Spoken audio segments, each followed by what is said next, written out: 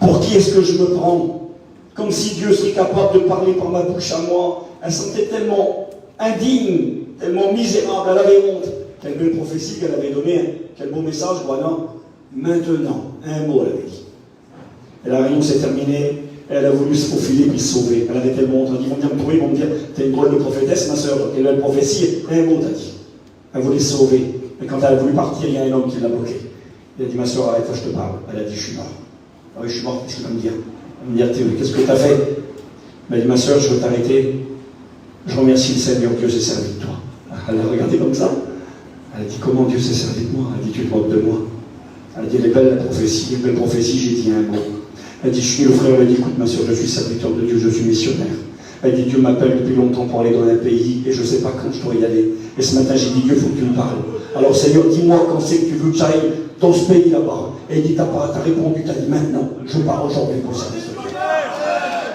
Alors je vous dis ça pourquoi, cet après-midi, pardon.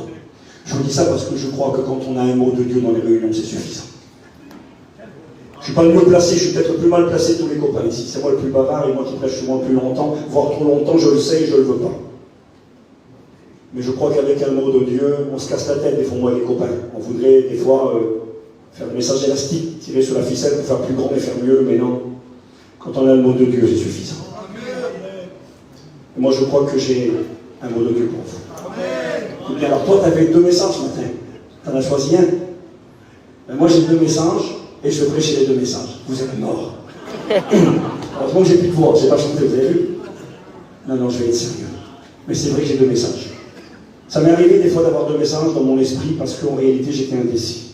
Là j'ai 2 messages et je ne suis pas indécis. Je suis sûr de moi. Je suis sûr de ce que Dieu m'a dit. Je suis sûr de ce que Dieu m'a dit de vous dire. Et écoutez bien, ce que Dieu m'a dit de vous dire, je ne suis pas sûr que ça va vous faire plaisir. Pas du tout. J'aime quand Paul dira dans l'Épître aux Galates, il dira, suis-je devenu votre ennemi en vous disant la vérité? C'était leurs copains au départ, c'était leur ami, c'était leur frère, c'était leur apôtre, leur pasteur, c'était tout. Puis à un moment donné, ils étaient plus contents après lui. Parce qu'il leur avait dit quelque chose qui ne leur convenait pas.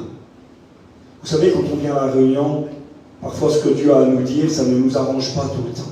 On n'est pas là pour se flatter les uns les autres. J'aime bien cette parole quand Paul parlera aux Actes au chapitre 20. Il parlera aux serviteurs de l'église d'Éphèse. C'est la dernière fois qu'il les voit. Et il leur dit ceci, il leur dit, je suis pur du sang de vous tous. Je ne vous ai rien caché du conseil de Dieu. Je ne vous ai rien caché. Je vous ai dit tout ce que Dieu m'avait dit de vous dire. Et puis je pense à ce jour terrible, où la femme du roi Jéroboam, elle vient trouver le serviteur de Dieu, elle va à la réunion. Elle se déguise. Elle ne veut pas qu'on la reconnaisse que c'est elle la femme du roi. Elle se déguise, elle a un déguisement. Et quand elle arrive dans la maison du vieux prophète Achija, quand elle arrive, elle s'est déguisée, elle pense que personne ne la reconnaîtra, mais Dieu savait qui elle était. Et quand elle est devant la porte encore, elle n'est même pas rentrée. L'homme de Dieu, poussé par l'Esprit, lui dit, entre femme de Jéroboam, pourquoi te donnes-tu pour une autre? J'ai des paroles dures à t'annoncer. C'est terrible ça. Qui c'est qui vient à la réunion pour écouter des paroles dures? Personne. Qui c'est qui vient à la réunion parfois pour être contrarié? Personne. Mais j'aimerais vous dire que la parole de Dieu nous contrarie parfois. Des fois, la parole de Dieu, quand elle nous met devant l'évidence, on n'est pas content. Vous savez, il y a des réunions où on sort de la réunion, pas en étant, on est gelé nos larmes parce qu'on a été béni, qu'on a pleuré, on sort de la réunion, claquant la porte. Et en disant, c'est fini, moi j'ai plus le temps. Ça ne m'a pas plu ce que j'ai écouté. Mais si on aime la vérité, qu'on est honnête, quand on arrive un peu plus loin, on se dit, Seigneur, merci. Merci parce que c'était ta parole, parce que tu m'as parlé. Vous savez, celui qui vous dira la vérité, ce n'est pas votre ennemi, c'est votre ami. Un ennemi n'a rien à faire avec vous. Et ce mot qui a été mis sur mon cœur et qui ce matin a été donné à travers la prophétie elle a dit ce matin, je dis stop. Je dis stop. Ce n'est pas un stop méchant, le stop d'un gendarme, le stop de la colère. C'est le stop de l'amour de Dieu parce qu'il y a un danger. Et le premier message que j'ai reçu est celui-ci. Je vais essayer en 10 minutes, ça va être facile pour moi, mais je vais essayer de le faire, c'est pas grave. Ce que Dieu m'a dit de dire. Je crois que c'est un mot de Dieu que je vais vous partager et qu'il faut le prendre comme venant de Dieu. Alors maintenant, écoutez ce que je vais vous dire, c'est pas pour tout le monde. Le premier et ni le deuxième. Vous avez eu, il y en a qui ont eu leur dose, il y en a qui ont eu leur mot de Dieu, il y en a qui ont eu leur réponse, il y en a qui n'ont pas eu, il y en a qui attendent. Et ça, c'est le premier mot de Dieu que Dieu a mis sur mon cœur. Écoute bien ce que j'ai écrit. J'ai marqué ceci, je crois que c'est Dieu qui m'a dit de le faire. J'ai hésité, j'ai dit, écoute, ça va être trop long. Tri, choisis. Non, je dis, choisis pas. Dieu m'a dit, il faut que tu dises les deux. Je dis les deux. Ça concerne au moins une personne, peut-être plusieurs. Arrête avant que Dieu ne t'arrête. Arrête avant que Dieu ne t'arrête. Écoutez ce que Dieu m'a dit. Je vous lis les versets, je n'ai pas le temps de m'attarder. Samuel 15, verset 16. Samuel dit à Saül, arrête. Psaume 46, verset 10. Arrêtez et sachez que je suis Dieu. À un moment donné, il faut mettre le frein à main, il faut arrêter, écoutez pourquoi. Il y a l'histoire de la Bible, je vais vous la lire 2 secondes après. J'ai marqué ceci, Marc 9, verset 42. C'est la parole de Dieu, ça. Elle est pour quelqu'un qui est ici cet après-midi. Si quelqu'un scandalise un de ces petits qui croient, scandaliser, c'est faire tomber. Un scandale, vous ne parlez pas grec, moi non plus, je le dis souvent, mais c'est vrai. Le mot scandale, ça vient du mot scandalum. Mais scandalum, c'était une pierre. Une pierre qui allait sur la route. À l'époque, par le passé, il n'y avait pas des routes en goudron comme aujourd'hui. Les routes étaient faites avec des pierres, du sable, des graviers. Et parfois, avec l'érosion, la pluie qui tombait, il y avait des morceaux de pierre qui dépassaient le sol. On appelait ça des scandalums. Puis quand tu marchais, des fois, si tu ne faisais pas attention, quand il faisait nuit, ton pied plutait dedans et bam, tu tombais par terre et tu te faisais mal. Tu étais tombé par terre à cause du scandale. Et là, le Seigneur dira, si quelqu'un scandalise un de ces petits qui croient, il vaudrait mieux pour lui qu'on lui mette autour de son cou une grosse meule de moulin et qu'on le jette dans la mer. C'est pas rien. Si quelqu'un est une occasion de chute, si quelqu'un est un moyen pour faire tomber celui qui est à côté de lui, un petit qui croit, il vaudrait mieux qu'on lui mette une pierre autour de son cou et qu'on le jette dans l'eau. Si tu as une pierre autour de ton cou et qu'on te jette dans l'eau, ça veut dire que tu ne sortiras pas de l'eau. Ça veut dire que tu vas mourir. C'est pas rien ça. Hein. Il vaudrait mieux pour lui qu'on lui jette. C'est Jésus qui parle. Jésus qui est amour. Jésus qui est la vérité. Il vaudrait mieux pour lui qu'on lui mette au cou une grosse meule de moulin et qu'on le jette dans la mer. Acte 9, verset 4, Jésus dira à Saul de Tarse, Saul, Saul, pourquoi me persécutes-tu? Il aurait pu dire, mais Jésus, je ne t'ai jamais persécuté. Le mal que tu fais à ceux qui croient en moi, ce que tu fais blasphémer, ce que tu fais abandonner. Paul dira, je l'ai forcé à le blasphémer, à mépriser le Christ, à insulter le Christ, à abandonner la foi. Peut-il y avoir de telles personnes au milieu de nous? 2 Thessaloniciens 1, verset 6. Car il est de la justice de Dieu de rendre l'affliction à ceux qui vous affligent. Et Dieu m'a dit de vous dire ceci. Je me dépêche, je fais très vite. Je lis dans le livre de Ruth. Regardez. Du temps des juges, il y eut une famine dans le pays. Un homme de Bethléem de Juda partit avec sa femme et ses 2 fils pour faire un séjour dans le pays de Moab. Le nom de cet homme était Elimelech, sa femme s'appelait Naomi, et ses 2 fils s'appelaient Maclon et Kiljon. Ils étaient Éphratiens de Bethléem en Juda. Ils arrivèrent au pays de Moab, ils y fixèrent leur demeure. Elimelech, mari de Naomi, mourut, et elle resta avec ses 2 fils. Ils prirent des femmes moabites, dont l'une s'appelait Orpa et l'autre Ruth. Ils habitèrent là environ 10 ans. Maclon et Kiljon moururent aussi tous les 2, et Naomi resta privée de ses 2 fils et de son mari. Puis elle se leva, elle et ses belles-filles, afin de quitter le pays de Moab, car elle avait appris au pays de Moab que l'Éternel avait visité son peuple et lui avait donné du pain.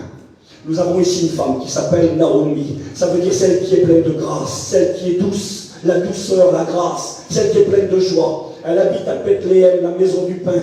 Elle est de Juda. Juda, c'est la tribu de la louange, celle qui adore Dieu. Et nous avons cette femme de Dieu. Elle vit au milieu de son peuple. Elle vit dans la maison du pain à l'époque des juges. L'époque des juges était une époque où malheureusement souvent le peuple d'Israël ont abandonné le Seigneur, ont tourné le dos à Dieu. Et quand on tourne le dos à Dieu, les problèmes arrivent. Et les problèmes sont là, à Bethléem. La maison du pain, il n'y a plus de pain. Et le chef de maison, il s'appelle Elimelech. Elimelech, ça veut dire mon Dieu. Élie, c'est mon Dieu. Et Melech veut dire mon roi. Mon Dieu, c'est mon roi. Quel beau nom qu'il a. Il s'appelle mon Dieu, mon roi. Il est de la maison du pain, de la tribu de la louange. Quel nom qu'il a. Et là, il y a la difficulté à Bethléem, certainement parce que le peuple de Dieu a désobéi, certainement parce que le peuple de Dieu n'est plus dans la volonté de Dieu. Et parce qu'ils ne sont plus dans la volonté de Dieu, il y a la famine. Et qu'est-ce qu'il décide de faire, Elimelech? Soyez avec moi quelques minutes. Il décide de prendre sa femme, ses 2 enfants, et leur dit, on ramasse tout, on part à Moab. Moab, c'est le monde. Moab, c'est un pays païen, à côté d'Israël. Au lieu de dire, on reste à Bethléem, on s'humilie, on cherche Dieu, on essaie de régler le problème avec Dieu, on fait la paix avec Dieu. Et il essaye d'arranger ses affaires avec ses idées à lui. il part pour le pays voisin, le pays de Moab, le pays du monde. Il n'est pas écrit qu'il est parti là-bas pour rester. Il n'a jamais dit à sa femme, on s'en va, on va rester là-bas. Non, il a dit, on va faire un petit séjour. On va passer une semaine, 15 jours, 1 mois, 6 mois, mais on revient chez nous, pas de problème. Les deux garçons, ils s'appelaient comment? Maclon et Kiljon. Maclon, ça veut dire celui qui est malade. Et Kiljon, ça veut dire celui qui est languissant, celui qui n'a plus de force, celui qui est en train de s'éteindre. Et quelque part, Elimelech, c'était la réalité de sa vie. Il n'avait plus qu'un nom. Mon Dieu et mon roi, quel beau nom! Sa foi était malade, sa foi était languissante. Et vous savez ce qu'il a fait, lui? Au lieu de dire à sa petite femme, on reste avec Léem, on cherche Dieu, on cherche la volonté de Dieu, on se met en règle avec Dieu. Au lieu de faire ça, il a voulu choisir le chemin de la facilité. Écoutez-moi, il a pris sa femme, il a pris ses deux garçons, il les a emmenés dans le monde, à Moab. Et qu'est-ce qui est arrivé à Moab? Il est écrit qu'il va mourir à Moab. Il est écrit que ses deux fils vont mourir à Moab. Et sa femme va changer de nom. Celle qui s'appelait celle qui est douce, celle qui est remplie de grâce, remplie de joie. Elle va être remplie de tristesse, de peine et d'amertume. Mara, ça veut dire amère. Celle qui était douce, est devenue amère. À cause de qui? À cause de son mari. À cause de son mari qui l'a amené à Moab. À cause de son mari qui l'a fait quitter son peuple. À cause de son mari qui était pour elle une occasion de chute. Et donc je ne traînerai pas 50 ans. Mais j'ai ça à dire pour quelqu'un qui est ici. Dieu m'a dit de dire à quelqu'un qui est ici qu'il faut qu'il arrête maintenant. Il faut qu'il arrête de persécuter sa femme ou son mari. Il faut qu'il arrête quoi? J'ai marqué ça, regardez. Il faut qu'il arrête d'être indifférent avec sa femme, son mari ou sa famille. Il faut qu'il arrête de la négliger. J'ai marqué ceci, il faut qu'il arrête la jalousie. Vous savez, Dieu vous connaît. Ici, tout le monde est gentil, tout le monde est mignon et tout le monde est au paradis, mais c'est pas vrai. Il y en a qui ne sont pas gentils, il y en a qui sont méchants. Il y a des femmes ici qui sont des entraves dans la vie chrétienne de leur mari ou dans le ministère de leur mari. Il y a des maris qui sont des entraves dans la vie spirituelle de leur femme et, même dans le ministère. Écoutez ce que j'ai écouté un jour. Dieu m'a dit de parler de la jalousie. Je n'ai pas le temps de le faire, je le dis 2 secondes. J'ai écouté une femme m'a téléphoné, elle m'a dit Steve, elle m'a parlé, elle m'a témoigné, je ne me rappelle plus si c'est au téléphone ou de vive voix, c'est pas grave. C'est ce qu'elle m'a dit la femme. Elle m'a dit Steve, il faudrait que tu pries pour 2 foyers. Elle a dit on a un problème avec 2 foyers de serviteurs de Dieu. Ah bon, c'est quoi le problème qu'ils ont? Elle dit l'un d'entre eux, l'autre n'est même pas au courant, non. Il y en a un d'entre eux, serviteur de Dieu. Il pourrit la vie de sa femme. Parce qu'il y a longtemps en arrière, écoutez bien, des choses, quel piège du diable. Il est rentré chez lui, il n'était même pas serviteur de Dieu, il était chrétien seulement. Il est rentré chez lui au camping, plutôt que prévu, je ne sais pas. Et quand il est arrivé au camping, il a vu sa femme qui donnait un café à un chrétien, à un homme, un chrétien. Mais rien. Le garçon est passé devant l'enfant, peut-être qu'il y avait... Moi, je ne bois pas de café, ma femme a fait 2 litres de café le matin pour les gens qui passent. Puis la petite fille, elle a vu le garçon passer par politesse, qui veut boire un café, il n'y a rien.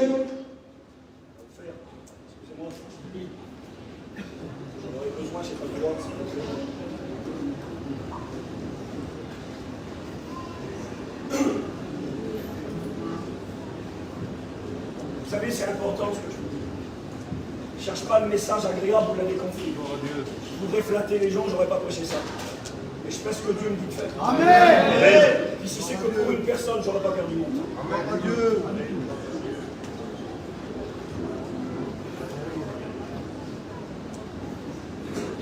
Dieu. Yeah.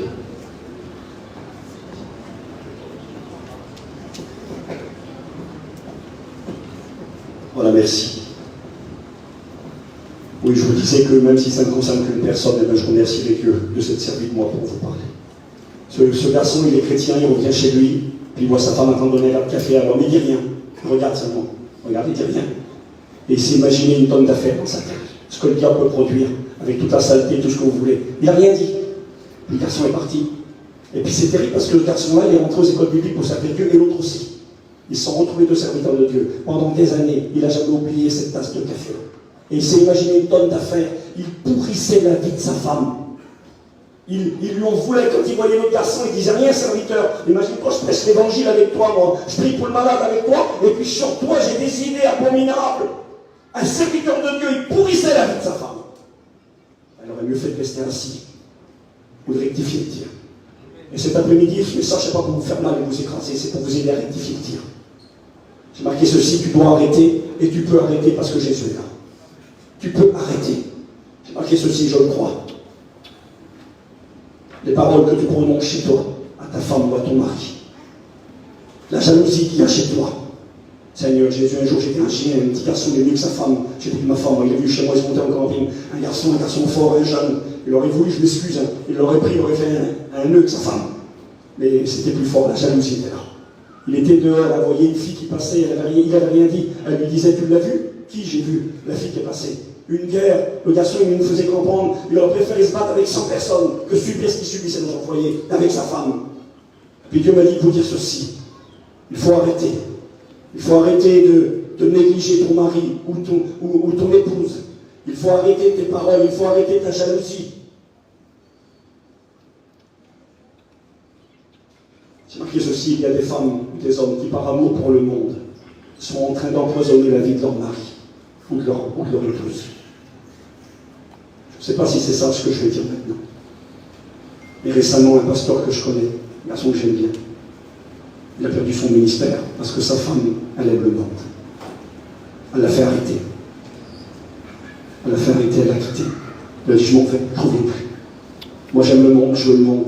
Je veux les casinos, je veux la vie, je veux le monde. Je ne veux pas ton ministère, c'est ça que je veux. Et à cause de ça, le frère n'est plus dans le ministère, il a arrêté. Mais je n'aimais pas être à la place de cette femme-là. Parce que j'aimerais vous dire que si on fait du mal aux enfants de Dieu, il y a un Dieu dans le ciel qui est patient. Il y a un Dieu dans le ciel qui vous aime. Mais il y a un Dieu dans le ciel qui, à un moment donné, n'acceptera pas. C'est écrit, nous l'avons lu. Si quelqu'un scandalise un de ses petits qui croit, il vaudrait mieux pour lui qu'on mette une pierre autour de son cou et qu'on le jette dans l'eau. Ça serait mieux pour lui. C'est écrit, nous l'avons lu. Car il est de la justice de Dieu. C'est sa justice à lui. De rendre l'affliction à ceux qui vous affligent. Il y a des maris qui affligent leurs femmes. Il y a des femmes qui affligent leurs maris. Il y a des enfants qui affligent leurs parents. Et c'est des chrétiens pourtant. Ils sont comme Elimelech, là. Ils ont un nom terrible. Devant les gens, il y a l'apparence. Mais dans la réalité du foyer, dans la réalité de ce que tu es chez toi, dans la réalité de ce que tu es dans la chambre, quand tu es tout seul avec ta femme, le regard que tu lui lances, les paroles que tu lui dis, étaient l'occasion de chute pour elle. Il y a des frères qui, dans le ministère, ne peuvent pas s'épanouir et servir Dieu comme ils le voudraient à cause de leur femme. On sait que ça existe. Parce qu'elle est là, parce qu'elle aime le monde. Elle aime le monde, elle veut le monde. Ça ne lui plaît pas que son mari s'engage, ça ne lui plaît pas qu'il s'investisse dans l'œuvre de Dieu. Elle est pour lui un obstacle. J'aimerais te dire, Dieu m'a dit de te dire, arrête avant que lui ne t'arrête. Amen. Arrête avant que lui ne t'arrête. J'ai marqué ceci, ta méchanceté. Peut-on être chrétien méchant? Oui. C'est pas normal. C'est pas possible. Normalement, c'est pas possible. C'est pas compatible. Un chrétien n'est pas méchant. J'ai écouté ça un jour, témoignage. Cet homme qui est méchant, chrétien peut-être, oui, il y a des chrétiens méchants. Il fait des misères à sa femme. Il dit rien, il rigole, et puis derrière, il la pince. Puis il fait un regard, il lui envoie dire, tu verras tout à l'heure. Puis devant les gens, on sourit, puis on arrive dans la chambre, et c'est la guerre. Écoutez bien, le Seigneur sait qui tu es. J'ai écouté le témoignage de cet homme, c'était un méchant. Il faisait du mal à sa femme. Alors après, il regrettait, lui. Pardon, je t'amène au restaurant, viens. Viens, je t'amène au restaurant. Viens, je t'achète une montre, prends la montre que tu veux, je te l'achète. Et puis 2 jours après, ça recommence, t'es un méchant. Tu pourras y acheter les fleurs que tu veux, l'amener au restaurant comme tu voudras. T'es un méchant ou t'es une méchante. T'as besoin d'être délivré. Vous savez, Jésus délivre de tout. C'est le deuxième message, j'y reviens dans 2 secondes. Délivre de tout, Jésus. Il y en a qui fument ici, il faut arrêter de fumer. Il faut que tu arrêtes de fumer, ma soeur, il faut que tu arrêtes, mon frère. Je ne te juge pas, tu n'es pas au tribunal, je ne suis pas en train de couper la tête à personne. Je suis en train de vous dire que Jésus, il veut vous aider. Je suis en train de vous dire que c'est possible parce que Jésus est là. C'est possible avec lui. Il délivre de tout. Moi, je suis bien placé pour en parler complet. Qui c'est qui a été délivré de la cigarette? Je lève ma main, moi je fumais. Qui c'est qui a été délivré de la drogue? Je lève ma main, je fumais. Qui c'est qui a été délivré du vol? Je lève ma main, j'étais un voleur. Qui c'est qui a été délivré du mensonge? Je lève ma main. J'avais tous les défauts du monde. Mais je sais ce qu'il a fait pour moi. Et c'est pourquoi je presse avec conviction. Amen. Alors Jésus délivre de tout. Amen. Il délivre de la jalousie. T'es jalouse, ma soeur, tu pourris la vie de ton homme. T'es jaloux, mon frère. Tout de suite, tu t'imagines une tonne d'affaires dans ton cerveau. Tu as besoin que Jésus vienne laver ton cerveau. Il faut que tu arrêtes aujourd'hui. Parce que si tu n'arrêtes pas, tu vas la faire tomber à elle. Ou tu vas le faire tomber à lui, et c'est Dieu qui va s'en mêler. Naomi est devenue Mara. La gracieuse est devenue l'amertume à cause de son homme. Elle se m'excuse, je le crois. Et tu as dit à Elimelech, c'est bon, non, stop. Ça fait 10 ans que ça dure cette affaire. Stop. Tu ne veux pas arrêter Elimelech? Mais regarde, Elimelech il est mort. Et les enfants derrière Macron qui sont malades et languissants. Quand il n'y avait plus les enfants, quand il n'y avait plus l'obstacle, qu'est-ce qu'elle a fait, la petite Mara, la petite Naomi? Elle a dit maintenant, je vais retourner chez moi. Je vais retourner chez mon peuple. Je vais retourner à la maison du pain. Je vais retourner là-bas à Juda. Et elle est retournée. Et vous savez ce que Dieu a fait? Dieu a fait qu'à travers cette femme et la descendance qu'il lui a donnée, David est venu et Jésus est venu. Il y a eu un plan de Dieu pour la vie de Naomi. Et l'obstacle était Elimelech. Et Dieu m'a dit de vous dire ça. Il faut arrêter. Parce que si tu veux t'amuser et continuer comme ça, à venir et puis à faire semblant, ben Dieu va t'arrêter. Alors à ton niveau, tu n'es peut-être pas Elimelech, toi. Tu n'es peut-être pas si haut que ça. Mais quel que soit ton niveau, regardez ce que Dieu m'a dit de marquer. J'ai dit ça tout à l'heure. Je vais marquer que tu as un obstacle dans le foyer, dans ton foyer, parce que tu refuses le plan de Dieu pour ton foyer. Dieu a des plans pour les foyers. Dieu il appelle certains dans certaines choses, dans certaines œuvres, mais elle ne veut pas. Ou des fois, c'est pas qu'elle ne veut pas, elle lui dira, écoute, fais ce que tu veux, moi, c'est pas mes affaires. Comment ça, c'est pas tes affaires? Ben, si c'est pas tes affaires, moi, j'y vais pas. Si je rentre tout seul dans la rame, dans mon bateau, vous savez ce qui va se passer? Ben, je vais tourner en rond. Puis si la petite femme, elle rame avec moi, moi, je vous le dis en toute vérité. Je ne cherche pas le beau message, mais c'est ce que je crois. Je ne suis pas un jeune homme, c'est pas vrai. Je suis un serviteur de Dieu. Et si je suis ce que je suis aujourd'hui, et puis que Dieu permette que je peux aller dans plein de pays dans le monde, et que je peux travailler dans plein d'églises, et je remercie Dieu de se servir de moi, c'est grâce à Dieu, premièrement, bien sûr. Mais je le dis parce que c'est vrai. C'est grâce à ma femme. Amen. C'est vrai ce que je vous dis. Elle a souvent les corvées de ceux... Mes petites, quand elles étaient petites, des fois, elles disaient, moi, plus tard, je ne me marierai pas qu'un serviteur de Dieu. Elle dit, ça va, tout se passe toujours chez nous. C'est toujours chez nous que ça se passe. Ils prennent nos affaires, ils viennent tous vers nous. Elle dit, moi, je ne veux pas me marier qu'un serviteur de Dieu. Les petites, ben oui, elles ne comprenaient pas. C'est vrai, tout se passait chez nous. C'est normal, il faut que ça se passe chez nous. Moi, je rentre chez moi, et je dis à ma femme, il faut que je parte. Pour l'œuvre de Dieu. Ça nous coûte, hein. On a un foyer, vraiment un bon foyer, puis j'aime être chez moi. Ça nous coûte. Mais elle fait elle fait la valise, elle fait les bagages. Vinci, bon, non. Une fois, c'est elle qui m'a dit, allez, vas-y. Vous savez, j'ai passé par un moment de découragement cet hiver. Un grand moment de découragement. Et c'est la première fois de ma vie que j'ai refusé d'aller faire une mission. La première fois, j'ai dit, je ne peux pas, c'est trop dur. Je ne peux pas. Elle m'a remué les bretelles. Elle m'a dit, qu'est-ce que tu fais là? Elle m'a dit, tu crois que ça va arranger quoi? Elle m'a dit, il faut qu'il y aille. Je voulais plus, je voulais arrêter de commander les missions. Elle m'a dit, il faut qu'il y aille. Je l'ai écouté. La semaine après, bon, c'est bon, j'arrive. Amen. Si elle avait été contre moi, ça m'aurait dit, c'est bon, laisse tomber. T'as vu, écoute, on a des problèmes, occupe-toi de chez nous, occupe-toi de nos affaires. Elle m'a poussé. Il faut que tu le pousses. Il faut que tu la pousses à elle. Il ne faut pas que tu sois la petite pierre qui fait tomber. Parce que si t'es la petite pierre qui fait tomber chez toi, je te dis de la part de Dieu, Dieu m'a dit de te le dire. C'est lui qui va t'arrêter. C'est vraiment important.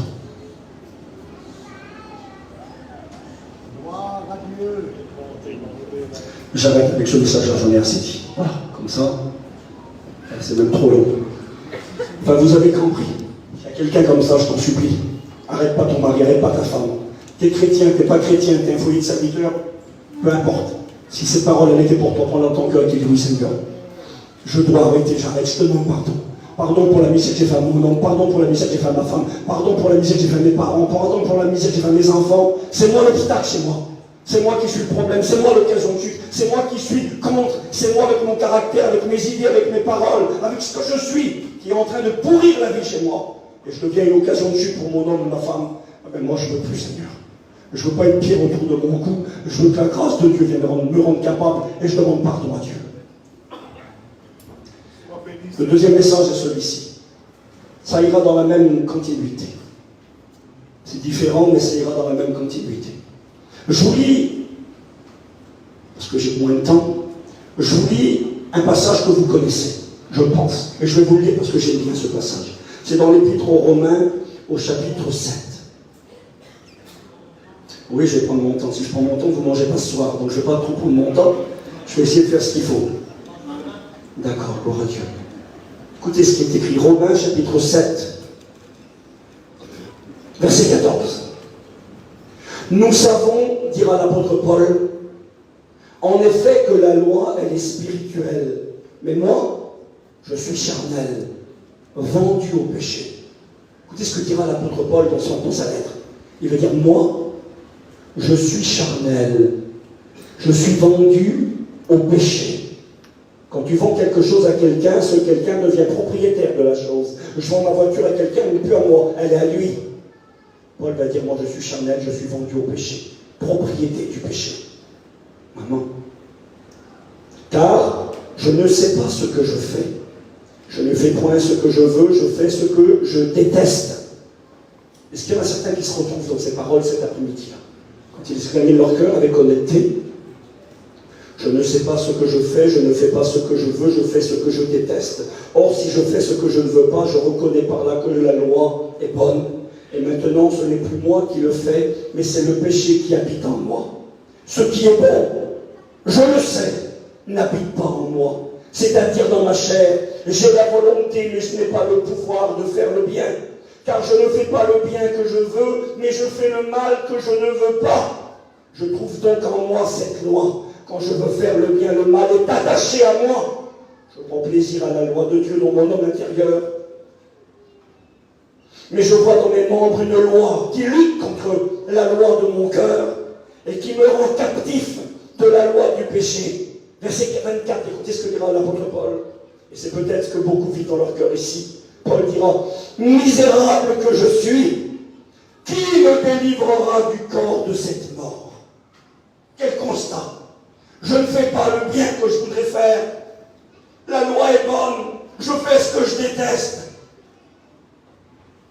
Mais qui pourra me délivrer? Et je voulais, pour illustrer ce que je vais vous dire maintenant, vous lire une histoire dans l'Ancien Testament. J'aime, quand je prêche l'Évangile, illustrer tout le temps les vérités bibliques à travers des histoires de la parole de Dieu. Et j'aimerais vous lire cette histoire. Elle se trouve dans le 2e livre des Rois, au chapitre 6. Après cela, verset 24, Ben-Hadad, roi de Syrie, ayant rassemblé toute son armée, monta et assiégea Samarie. Écoutez bien. Il y eut une grande famine dans Samarie. Ils serrèrent tellement la ville qu'une tête d'âne valait 80 cycles d'argent, presque un an de salaire. Il n'y avait plus rien. Et comme le roi passait sur la muraille, une femme lui cria, « Sauve-moi, ô roi, mon Seigneur !» Il répondit, « Si l'Éternel ne te sauve pas, avec quoi te sauverai-je » Et le roi lui dit, « Mais qu'as-tu, femme ?» Une femme qui appelle le roi au secours, c'est la famine, il y a la guerre, les ennemis ont entouré la ville, il n'y a plus rien à manger, les gens deviennent comme des fous. Et elle appelle le roi, l'homme le plus grand, le plus important. Elle lui dit, « Oh roi, fais quelque chose pour nous. » Il dit, « Qu'est-ce que tu veux que je fasse pour toi? J'ai rien. » Et écoutez ce qu'elle dira. Le roi lui dit, « Mais qu'est-ce que t'as » Cette femme lui répondit au roi. Cette femme qui est là m'a dit, « Donne-moi ton fils. Nous le mangerons aujourd'hui et demain nous mangerons mon fils. Nous avons fait cuire mon fils et nous l'avons mangé. Et le jour suivant, je lui ai dit, donne-moi ton fils et nous le mangerons. Mais elle a caché son fils. Lorsque le roi entendit ces paroles, il déchira ses vêtements en passant sur la muraille et tout le peuple vit que lui aussi avait à l'intérieur un sac sur son corps. C'est une histoire terrible. Le peuple d'Israël vaincu par l'ennemi. L'ennemi les a bloqués, encerclés, c'est la famine. Les gens deviennent fous à l'intérieur de la ville, à un point tel qu'une maman ira jusqu'à tuer son propre bébé pour le manger. C'est une histoire terrible, ça, quelle gravité! Et cette histoire nous représente le monde dans lequel nous sommes, où les gens sont comme en prison. Ils gisent sous la puissance de Satan. Ils deviennent complètement fous. Et c'est intéressant parce que même le roi, vu de l'extérieur, il a les vêtements du roi, il a la couronne, lui ça va, il semblerait.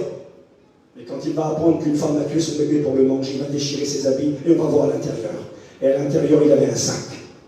On faisait ça quand on était dans le deuil, quand on était dans la tristesse, quand il n'y avait plus d'espoir et plus d'issue. On mettait un morceau de sac sur son corps. Le roi avait caché le morceau de sac. Mais à l'intérieur, quand il a déchiré, tout le monde a vu. Tout le monde a vu que le roi, le plus important, il était comme le plus petit. Vous savez, dans le monde dans lequel nous vivons, les gens sont sans espoir. Les gens deviennent fous. Ils sont esclaves de leur péché. Il n'y a plus d'espoir, plus d'issue. Mais écoutez-moi, je vous la raconte l'histoire. Il est écrit qu'aux portes de la ville folle, de la ville du désespoir, de la ville où la mort règne, aux portes de la ville, il y a 4 hommes, des lépreux. Ils n'ont pas le droit d'entrer dans la ville. Ils sont lépreux, ils sont contagieux. Ils sont aux portes de la ville. Il y a la ville où il y a la mort. Eux, ils sont dans la ville. Et à l'extérieur de la ville, il y a le campement de l'ennemi. Il y a les tentes qui sont dressées. Et les ennemis sont autour. Et il n'y a plus d'espoir. Et à un moment donné, dit l'histoire de l'Écriture, vous la lirez chez vous, elle est très belle. À un moment donné, les 4 lépreux, ils causent ensemble. Et ils se disent entre copains, qu'est-ce qu'on fait? Si on reste là, on meurt. Si on rentre dans la ville, on meurt. Même le roi peut rien, on meurt. Il y a l'ennemi qui est là devant nous, qu'est-ce qu'on fait? Alors ils prennent une décision terrible. Ils disaient, ben tant pis, allons nous jeter dans le camp de l'ennemi. Et puis si on doit mourir, on mourra. C'est la dernière espoir, il n'y a plus d'issue. Dans le monde, il n'y a pas d'espoir. Dans le monde, il n'y a pas d'issue. Il n'y a que de la folie, il n'y a que du suicide, il n'y a que de la drogue, de l'alcool, il n'y a que du vide. Et ils sont là aux portes de la ville. Ben tant pis, on va se jeter dans le camp de l'ennemi. Vous êtes avec moi. Et puis les 4 copains, ils avancent tout doucement. Et puis là, ils approchent du camp de l'ennemi. Et quand ils arrivent, ils attendent la première flèche. Ils attendent le premier coup d'épée. Ils vont se faire tuer. L'ennemi qui est là. L'ennemi qui est plus fort que le monde, que ce qu'il y a dans la ville. Et quand ils arrivent là, ils s'attendent. Ils arrivent devant la première tente. Il n'y a personne. Ils lèvent la toile, ils regardent dedans. Il y a de la nourriture. Il y a de l'or, de l'argent, des vêtements. Il n'y a pas d'ennemi. Deuxième poêle de tente, ils ouvrent. Il n'y a pas d'ennemi. Troisième, il n'y a pas d'ennemi. Ils traversent le camp ennemi, il n'y a plus personne. Vous savez ce qui s'était passé? Il est écrit que Dieu était intervenu. Dieu avait fait entendre un bruit à l'intérieur du camp ennemi. Et l'ennemi s'était mis à trembler, à avoir peur. Et l'ennemi s'était enfui. Il avait laissé les poêles de tente. Écoutez-moi bien. Il avait laissé les poêles de tente. Il avait laissé les chevaux. Il avait laissé toutes les armes de guerre étaient là. Et vu que la ville, on se disait, l'ennemi est là, on ne peut pas sortir. Et quand les 4 lépreux ont bien regardé partout, c'est marqué comme ça. Ils avaient faim aussi, hein. Ils ont commencé à manger. Maman, ils sont rassasiés. Ils en avaient plein le ventre, c'était plein. On mourait de faim dans la ville. Et puis ils ont pris des vêtements. Ils ont pris de l'or. Ils ont pris de l'argent. Ils ont été le cacher. Ils sont revenus. Il y en avait plein partout. Ils ont repris de l'or. Ils ont repris de l'argent. Ils sont parlés entre eux. Ils ont dit, c'est pas bien ce qu'on fait. Regarde là, on est en train de se rassasier. Il y en a plein, il y en a plein. J'aime bien ces paroles qu'ils vont dire. Le mot évangile, il est là. C'est écrit évangile, voilà. C'est ce qui est écrit. Ils sont parlé entre eux, ils ont dit, c'est une journée de bonnes nouvelles. Évangile, ça veut dire bonne nouvelle. Et mot pour mot, bonne nouvelle. Ils ont dit, c'est une journée d'évangile, de bonnes nouvelles. On ne peut pas garder ça pour nous. Il faut qu'on aille leur dire, Zinda, ils meurent dans la ville là-bas. On va leur dire, alors ils y vont. Ils retournent à la ville et ils crient loin, oh, sortez, il ne peut pas sortir, il y a l'ennemi, non. L'ennemi n'est plus là. L'ennemi est parti parce que Dieu est intervenu. Venez. Alors ils n'osent pas, ils ont peur. Le roi, le grand intelligent, qui n'était pas capable de rien faire, il dit, vous savez, c'est peut-être un piège. Il y a des gens comme ça, là.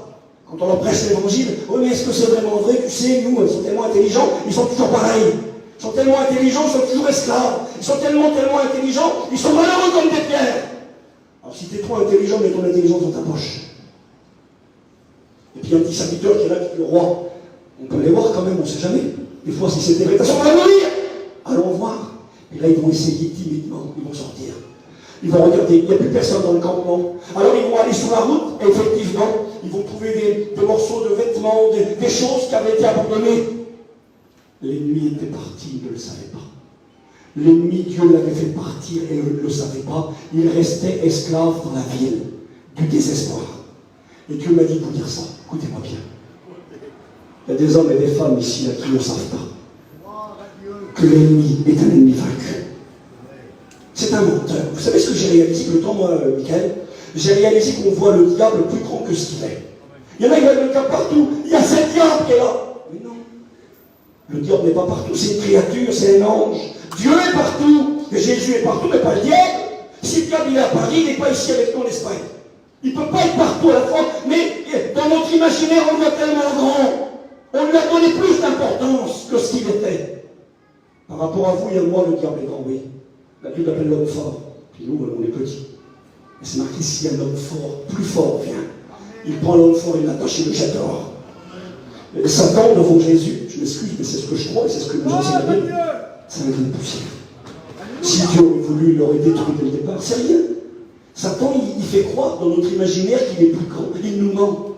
Il te dit à toi, tu vas rester dans la ville, toi. Tu vas mourir dans la ville. Tu vas mourir de faim. Tu vas mourir esclave. Tu vas voir tes enfants mourir. Tu vas voir la destruction chez toi. Regarde, ils sont là. Regarde les belles tentes de l'ennemi, elles sont là. T'as pas le droit de sortir. Mais bon, j'ai pas le droit de sortir, moi. Voilà ce que j'ai noté. J'ai pas le droit de sortir. C'est marqué dans la parole de Dieu comme mon maître à moi, Jésus, est mort sur la croix à Golgotha. Il a été crucifié. L'avant-dernière parole qu'il a prononcée avant de monter, avant de quitter cette terre, a été cette parole extraordinaire. Jésus a poussé un cri très fort pour que tout le monde l'entende. Un crucifié, il ne poussait pas de cri. Un crucifié, il mourait étouffé. Il ne peut plus respirer. Et Jésus meurt comme personne n'est mort. Quand il est mort sur la croix à 3 heures de l'après-midi, il n'est pas mort en vaincu, il est mort en vainqueur. Quand il est mort, il a poussé un cri de victoire et il a crié « Tout est accompli !» Et le mot qu'il a crié ce jour-là, c'était le moment précis où le diable était en train de mettre la poussière sur Kangona. Il était en train de lui écraser la tête. Ce cri du Christ, alors nous le connaissons, et je ne veux pas que ça reste de la théorie. Quand Jésus a crié « Tout est accompli », c'est un dire ça dit, c'est payé, c'est fini. La dette au péché. Certains vont me dire, Steve, non, je dois faire vite, je vais être sérieux, écoutez bien. Et je n'ai pas lu exprès alors la fin du verset. Qui me livrera du corps de cette mort? Je fais le bien que je ne veux pas, je n'y arrive pas, c'est pas possible. C'est pas possible, mais il faut lire la fin aussi. Regardez la fin. Ça c'était le verset 24, on a lu. On a lu Romains chapitre 7. Regardez, je reprends mon petit verset. 1 Corinthiens, non, Romains, pardon, chapitre 7. Voilà. Je trouve en moi cette loi, je fais le mal que je ne veux pas, le mal est attaché à moi. Je n'ai pas le pouvoir de faire le bien. Qui me délivrera? Je suis captif, je suis en prison. Misérable que je suis, qui me délivrera? Verset 25. Dieu merci. Qui me délivrera? Dieu merci. Il existe une issue. Dieu lui-même nous a délivrés par Jésus-Christ notre Seigneur. Certains ont cru que Paul parlait en temps présent, qu'il parlait en tant que serviteur de Dieu. Je suis un minable, je suis un incapable, je suis un misérable, j'y arrive pas, je peux pas. Et on dit, ah oui, c'est vrai, c'est moi. Non, il faut lire à la fin. À la fin, il dit, qui me délivrera? Il dit, grâce soit rendue à Dieu, il y a une issue. Jésus a remporté la victoire. C'est ça qu'il dit dans le texte. Et après, il dira, il n'y a plus de condamnation pour ceux qui sont en Jésus-Christ, parce que la victoire du Christ, c'est la victoire. Moi, je te le dis de la part du Seigneur, vraiment, je crois. Je crois que tu n'es pas obligé de repartir esclave du séminaire. Ce matin, il y a eu des appels et je rends grâce de tout mon cœur à Jésus, de ce que j'ai vécu, de ce que j'ai vu. Il y a eu des appels pour la guérison. Jésus guérit, gloire au Seigneur. Il y a eu des appels pour que les gens soient bénis, baptisés dans l'esprit, encouragés. Merci Jésus. Le Seigneur me disait de vous dire, il ne faut pas repartir captif. Il ne faut pas que tu repartes chez toi esclave de ton péché. Écoute bien pourquoi. C'était fort dans mon cœur. Le Seigneur me dit, dis-leur la vérité. Dis-leur qu'il y a des choses qui ferment le ciel. Dis-leur qu'il y a des choses qui sont pratiquées dans la vie de certains chrétiens et chrétiennes. Il ne suffit pas de parler en langue.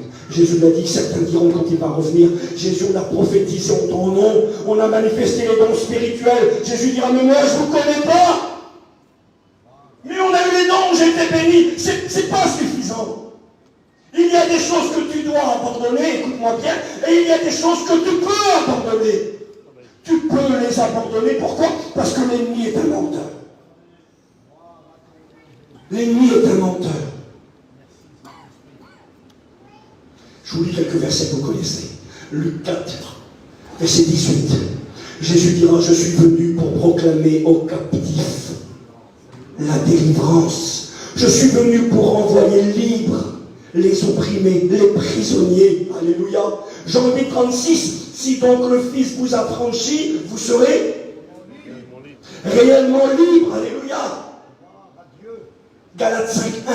C'est pour la liberté que Christ nous a affranchis. Ne vous laissez pas mettre de nouveau sous un joug de servitude. Regardez ce petit psaume, qu'il est beau. Le psaume 107. Je vais m'étonner, j'aurais fini en 5 minutes, vous allez voir. Le psaume 107.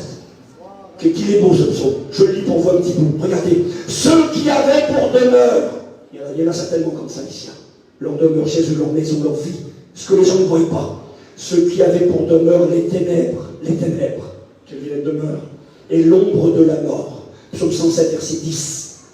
Qui vivaient captifs dans la misère, en prison, dans la misère, et dans les chaînes.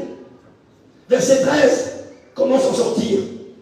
Dans leur détresse, ils crièrent à l'Éternel, il les délivra de leurs angoisses. Il les fit sortir des ténèbres et de l'ombre de la mort. Il rompit leurs liens. Écoutez bien. Qu'il loue l'Éternel pour sa bonté et ses merveilles, car il a brisé les portes d'airain, il a rompu les verrous de fer. Alléluia. Les portes d'airain, les verrous de fer, il les a rompus. Je vous raconte cette histoire. Écoutez bien. Dans 5 minutes, j'aurai fini. Je suis étonné. D'ailleurs, 50 minutes, ça fait 2 messages. Je suis mort. Écoutez bien. Ce témoignage s'est arrivé, je l'ai déjà expliqué, mais il est beau parce qu'il illustre ce que beaucoup vivent ici. Un homme un jour était en train de se promener quand tout à coup il a aperçu, soyez avec moi, 5 minutes, premier jour fini. Il s'est rendu compte qu'il y avait un aigle royal qui était en train de s'envoler dans les airs, quel spectacle, un aigle qui s'envole. Et puis il a regardé, il a vu cet aigle s'envoler, 10 mètres, 20 mètres, 30 mètres. Et là, à 30 mètres, l'aigle a arrêté sa course. Et il a commencé à tourner en rond. Je suis approché, il dit, c'est quoi cette histoire-là?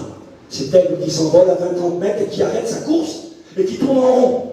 1 fois, 2 fois, 5 fois, et il se repose à l'endroit d'où il avait décollé. Ça l'a interpellé, il s'est approché. Qu'est-ce qu'il a cet aigle-là? Il est venu à côté, et quand il est venu à côté, vous savez ce qu'il a vu? Il a vu que l'aigle en question, il ne le voyait pas de loin, était attaché à sa patte avec une corde. Et quand cet aigle s'est envolé de sa cage, de sa prison, il pouvait faire 30 mètres. Et 30 mètres plus haut, il tourne en rond. Il se remet à sa place. Et quand il a vu ça, cet homme, il a dit, il ne peut pas laisser ça. Un aigle, ce n'est pas fait pour rester dans une cage, et ce n'est pas fait pour voler à 30 mètres, c'est fait pour s'envoler dans les hauteurs, dans le firmament. Alors il faut libérer l'aigle. C'est ce qu'il a fait l'homme. Il a été voir le propriétaire de l'aigle. Il a dit, j'achète l'aigle. Il faut le lâcher. Il a dit, moi je ne le lâche pas. Je te paye. Combien tu me donnes? Ils ont négocié un prix. Tant pis, je paye. Je ne peux pas laisser l'aigle attaché. Il a payé le prix pour que l'aigle soit délivré. Il a donné les sous. Et le monsieur dit, prenez-le, je vous le donne. Il est à vous, l'aigle. Il a coupé la corde. Et il a dit à l'aigle, vas-y, envole-toi. Il a acheté l'aigle en l'air. C'est ce qu'il a fait l'aigle. Il s'est envolé 10 mètres, 20 mètres, 30 mètres. L'aigle s'est arrêté. Il a tourné en rond, 1 tour, 2 tours, 3 tours. Il est retourné dans la prison où il était dans sa cage et s'est reposé. Il a dit, mais envole-toi, t'es libre. Vous savez ce que j'aimerais vous dire? Merci. J'aimerais vous dire que cet aigle, il vous représente à beaucoup d'entre vous. La corde, elle est coupée. Tu n'as pas à voler à 20-30 mètres, à venir à la réunion, prier, parler en langue et bénir, et repartir chez toi avec ton mensonge, avec ta haine, avec ta jalousie, avec ta colère, avec tes mauvaises paroles, avec tes mauvais regards, avec des choses que tu regardes sur ton téléphone qui ne sont pas à la gloire de Dieu, ou des choses que tu regardes chez toi qu'il faut arrêter. Tu n'es pas obligé de continuer comme ça. La chaîne a été coupée. Grâce soit rendue à Dieu, il y a une issue. Jésus, c'est l'issue. Il est le Rédempteur. Il est venu payer, il a coupé la corde. Tu dois t'envoler. L'aigle, au quel moment il restait à 30 mètres, il revenait dans sa prison. Sors de ta prison. La corde a été coupée. Satan est un menteur, il te fait croire que tu vas rester toute ta vie comme ça. Seigneur, si je te dirais cet après-midi, il faut que tu arrêtes. Alors ça, il faut que je vous le dise, ça m'a plus terrible. Allez, je vous partage ça une seconde. Regardez, ça me plaît parce que des fois, les prédicateurs, moi aussi, je suis comme tout le monde. Des fois, on prend des versets, puis on les prêche, mais on ne réalise pas toute la portée. Je pourrais vous dire ça cet après-midi. J'ai marqué une liste, je ne vous la dirai pas. Elle est dans la Bible. De toutes les choses qui nous privent du ciel, c'est marqué. Ceux qui pratiquent de telles choses n'hériteront pas du royaume de Dieu. Des fois, nous, on croit qu'on va aller au ciel tout en pratiquant ça. Mais c'est marqué non. Interdit d'entrer. S'il y a ça dans ta vie, tu ne rentres pas au ciel.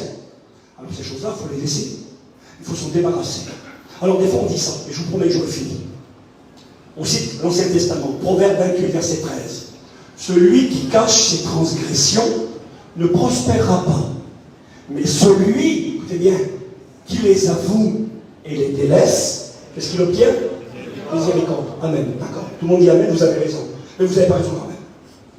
Parce que ça, c'est l'Ancien Testament et c'est la loi. La loi, c'est toi tout seul. Alors écoute bien, mon copain. Tu as bien compris. Hein? Alors il faut que tu avoues. Humilie-toi, affiche-toi, d'accord? Avoue et délaisse. Et combien qui pourraient me dire aujourd'hui, Steve, c'est gentil, avoue et délaisse. Je veux bien avouer, mais délaisser, j'y arriverai pas.